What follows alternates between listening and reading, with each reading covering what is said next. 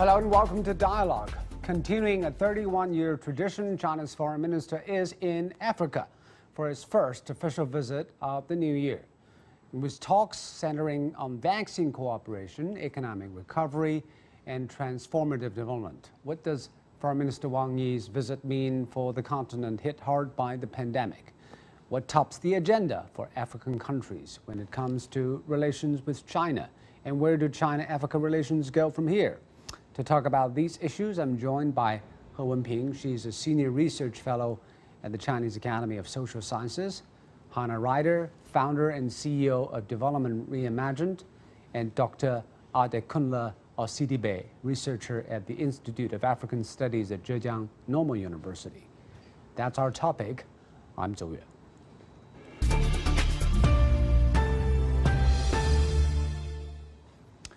So this is the visit of Foreign Minister Wang Yi, first foreign trip for Foreign Minister Wang Yi this year. And it includes 5 nations. Let's take a look at 5 of them. Nigeria, the Democratic Republic of the Congo, Botswana, Tanzania, and the Seychelles. Why these 5 countries? Well, I think first of all, those 5 countries has been located in different parts of the continent.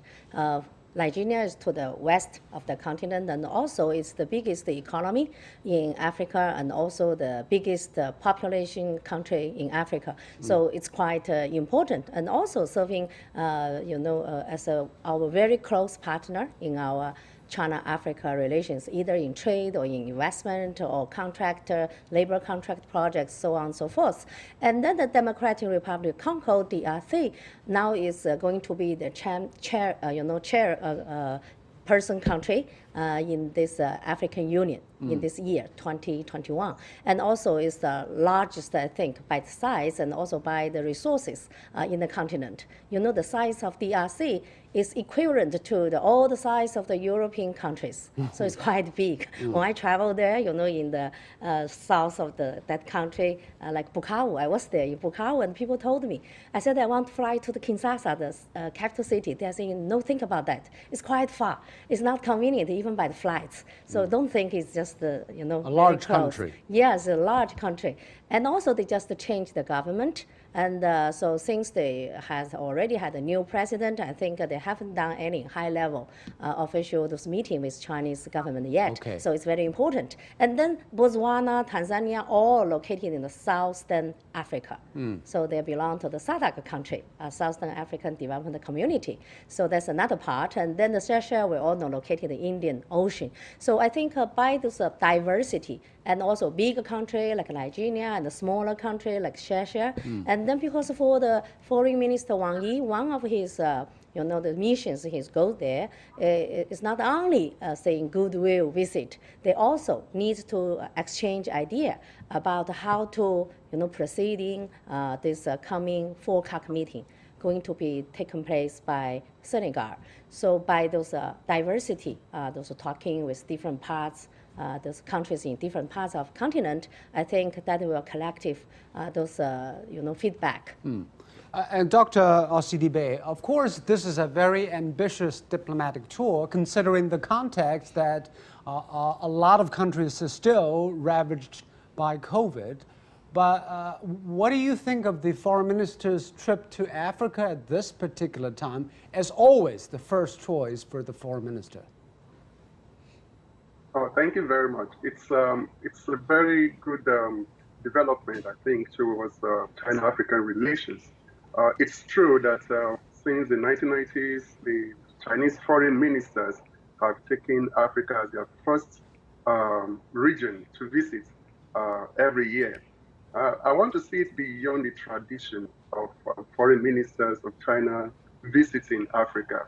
To Africa, the visit means a lot in terms of the current fight against the pandemic, and secondly, because the continent is is currently in between the fight of coming out of the pandemic and economic recovery. So the visit this time around is expected to give a lot of boost and support to African countries in terms of their readiness and their preparedness to overcome the challenges of COVID-19. On the economic front also, it's going to be a lot of support for African countries seeing China taking the first place of visit, which means that Africa is very significant for China. That means that African countries can count on the support of China in the years to come as they engage together in cooperation. Now, that's the way I see it. So Africa is important for China, but is China also similarly significant for Africa, Ms. Schneider? Ryder? Well, absolutely, absolutely. China is important to African countries, and of course the African Union as well, who recently just signed a cooperation agreement on the Belt and Road Initiative with China.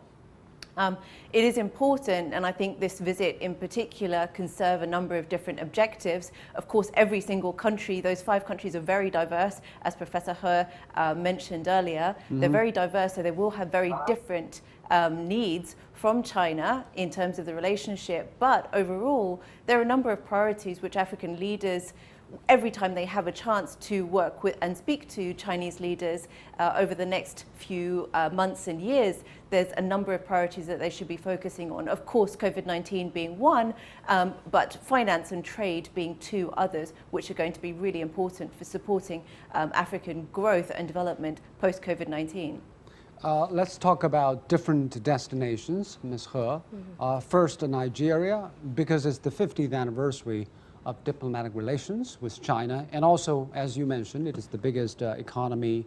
So it's on top of the foreign minister's trip, but what is the priority for the Nigerian leg?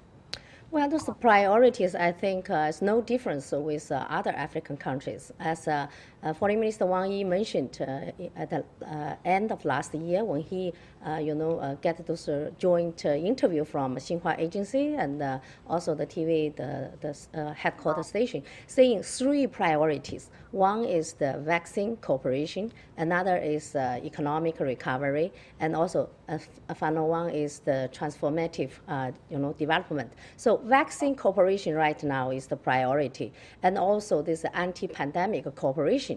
Yeah, together with this, like we talk about health and health security, this shared future community building. So now Nigeria, even though compared with South Africa, like Morocco, like Egypt, Nigeria seems the number of confirmed cases and also the death cases seems not that high, like South Africa or like Egypt or Morocco.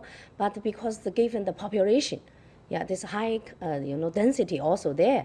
So I think it's quite critical to prepare all kinds of way to get ready for now there's some kind of, change this virus strain.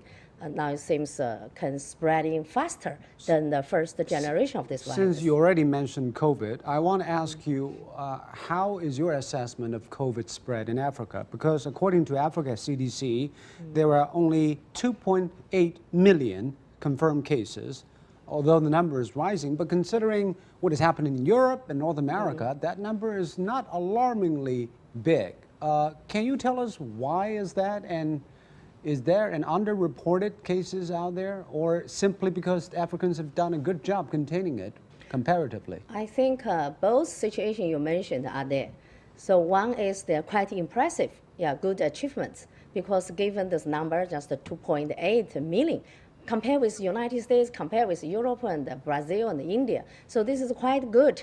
These achievements. So because African Union, like African CDC and all the, other those individual members of the AU, they have paid great attention to contain this virus. So they have done a lot. This is number one. Also, the second situation you mentioned also there, that is some cases maybe not fully reported. I also heard like Tanzania. This is a country our Foreign Minister Wang Yi were going to visit. Tanzania has been long rejected to report those numbers to the CDC. So still countries differ in terms of their COVID response. Yes, right. And some also, they may be short of those testing equipment. So couldn't do hold this very large testing for all the people involved.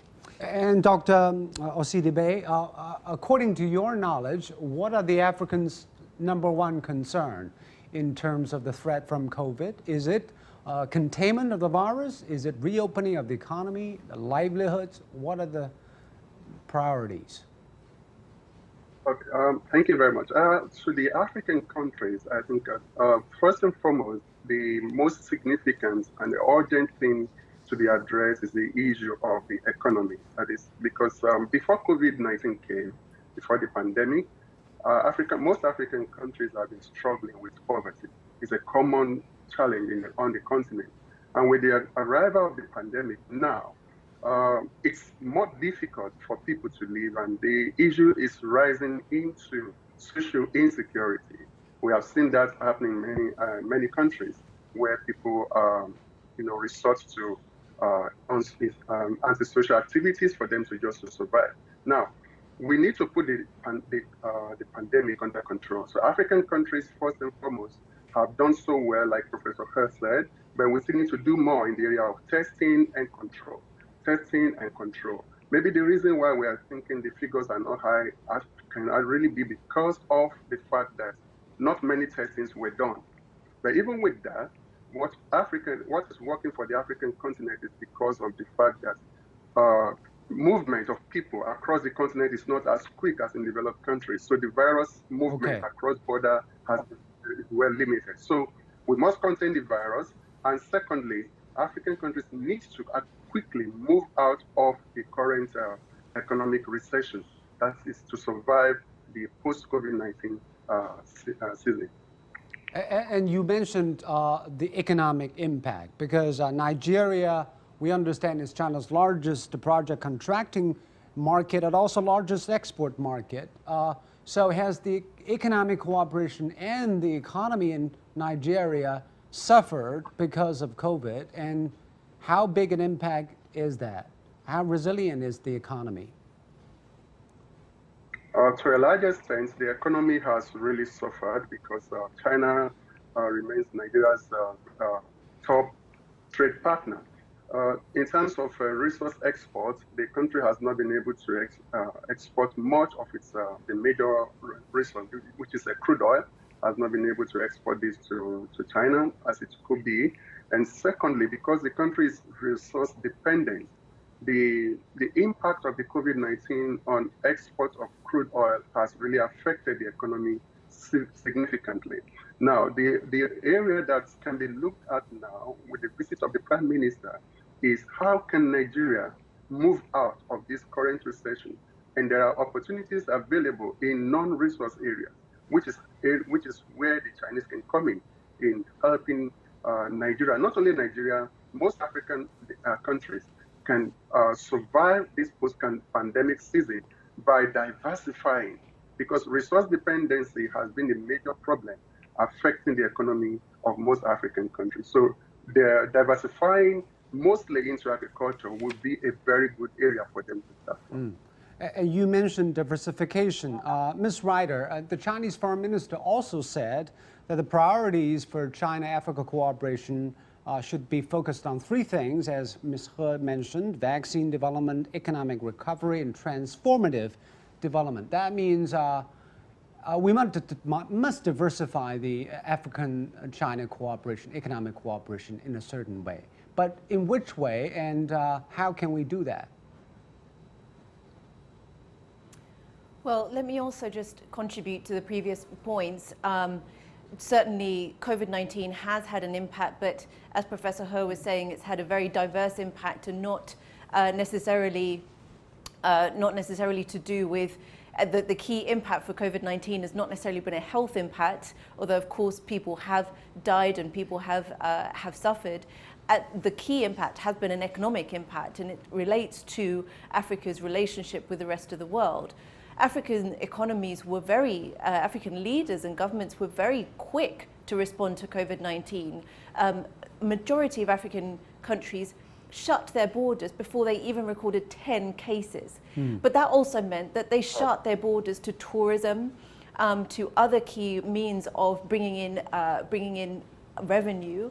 And also with lockdowns, of course, then small businesses suffered. So this question of economic recovery is very important, but we also need to work with China as well to move to a new way of structural transformation in African economies. certainly not relying so much on agriculture, not relying so much on commodities, but actually transforming to work on manufacturing, for instance. So this is where that priority that Foreign Minister Wang Yi has mentioned of structural transformation will be very important, working with Chinese firms in particular to see if and really accelerate the move of Chinese manufacturing firms to African economies. The African continent has just agreed the African Continental Free Trade Agreement. That's just come into play, started operationalizing from the 1st of January 2021. How will that actually work? Will it make a difference? Well, it will only make a difference if there is actual added value manufacturing taking place on the continent, not just simple agricultural commodity-based trade or resource management. But Ms. He, the transformation of a continent's economy comprising of many different countries is not that easy. How can China help to boost manufacturing and the upscaling of its agriculture in Africa? Where should we start? Yeah, that's the goal, even though it's not that easy, but you have to move to that direction. That is diversify the economy and also integrated the market, like our African colleagues just mentioned. So for China, I think we can contribute a lot, help. One hand is we continue to establish those One Belt, One Road projects in the continent. As far as I know, even the pandemic is there, but all those 1,100 projects all over the continent hasn't stopped at all. So our engineer, our manager, they have been there, even though some wish to come back to China, but this kind of people, they also go against this trend. They go there to the continent. So this is one thing. Some infrastructure now has served as a backbone for all those economic recovery in the continent. And secondly is now, even though we cannot travel, even me, normally I will travel to Africa quite frequently, but this whole year I hasn't had any chance to go there. But we have been doing a lot of webinar, from those cloud meeting, and similarly, our business person also on the move. As far as I know, in the Shanghai Import Expo last year, now 2020, November, as many as 400 African companies, they joined this import expo. And then they have signed those contracts with their Chinese counterpart.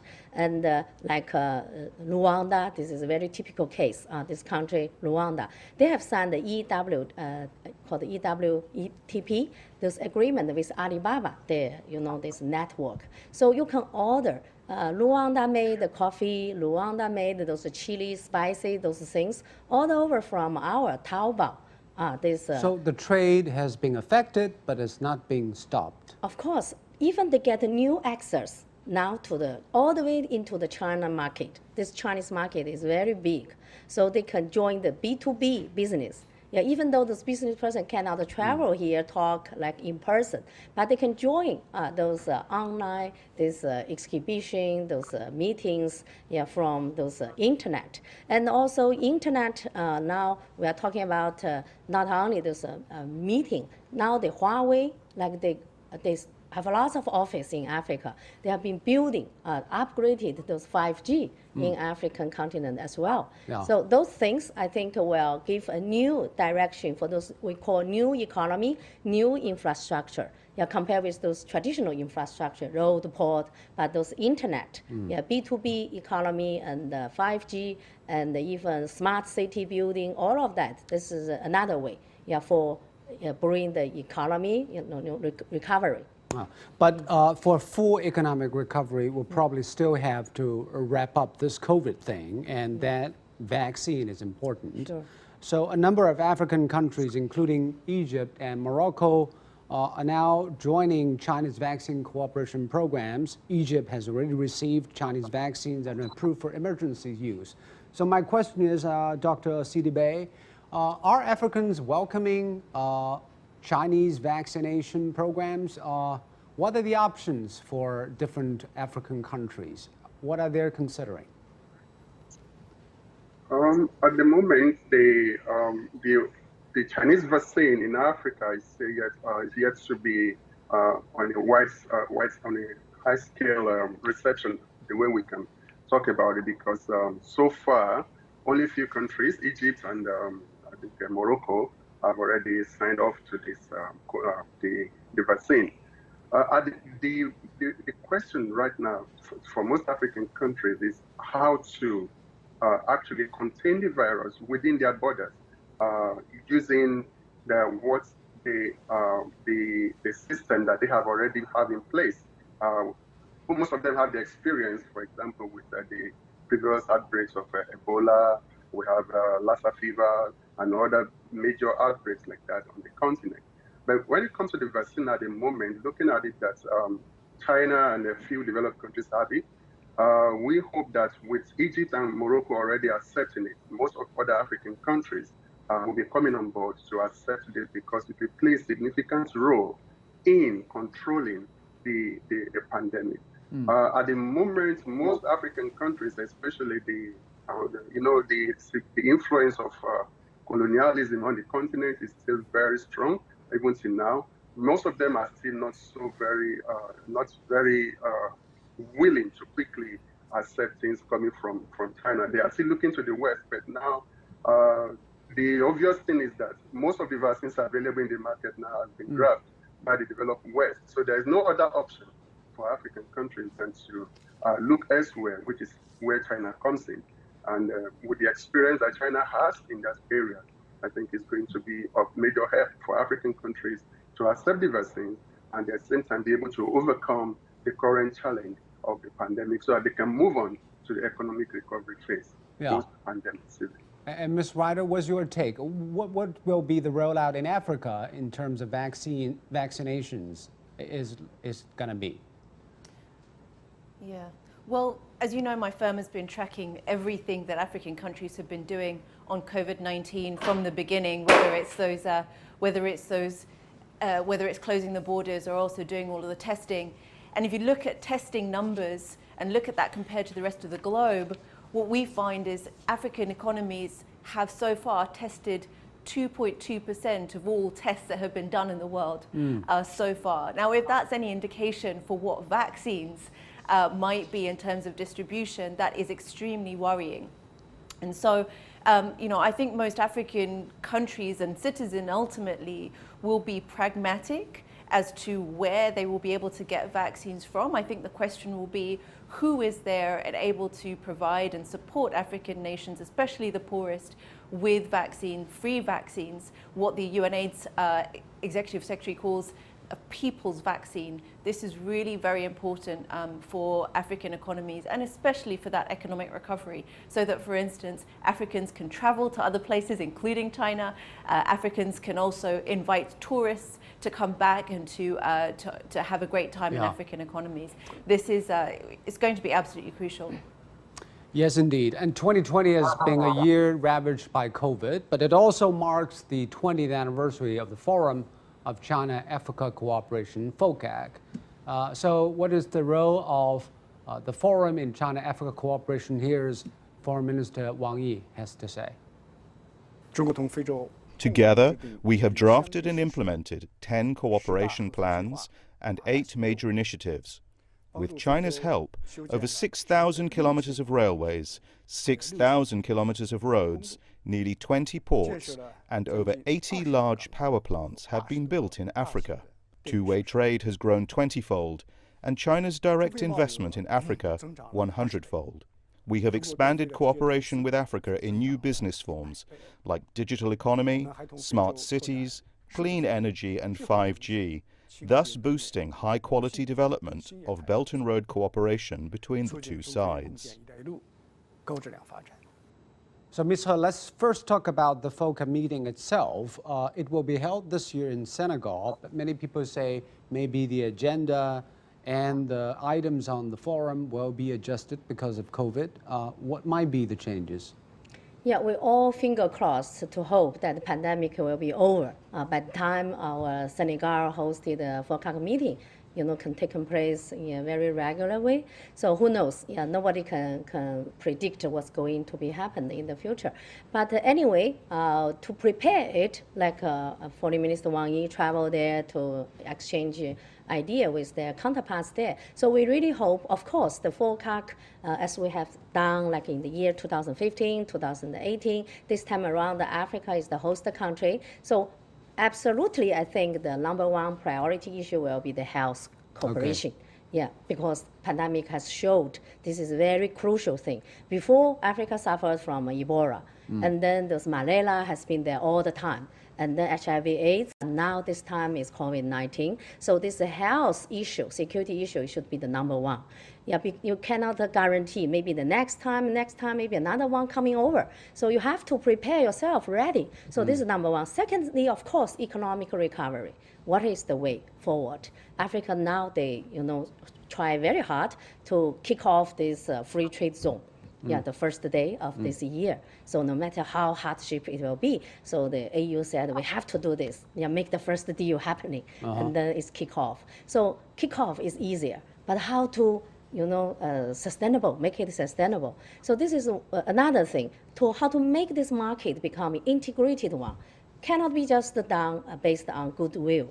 You have been done by those infrastructure, how to reduce this tariff, all of that. Even reduce those tariff, you need some facilities. So we can help them to improve all those facilities. So like you check those plants or some vegetables, all those goods. Okay. Yeah, you need to check them. You mentioned facilities because according to Mr. Wang, he mentioned that China can play a role by promoting digital economy, smart city, clean energy, and 5Gs will be the drivers.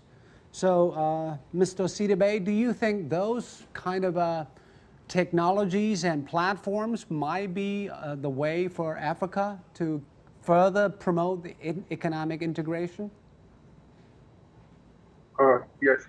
First, I want to say that they are very good platforms to promote economic development in Africa. But the question is, how ready is Africa in terms of the human capital required to utilize these platforms? We have been talking about the issue of China's engagement in Africa. To a large extent, China has done a lot in the area of infrastructure. And infrastructure in two ways, the hard infrastructure and the soft infrastructure. We've been having the hard infrastructure going very well. China has contributed a lot in building highways, building bridges, and internet facilities, and many other things in Africa.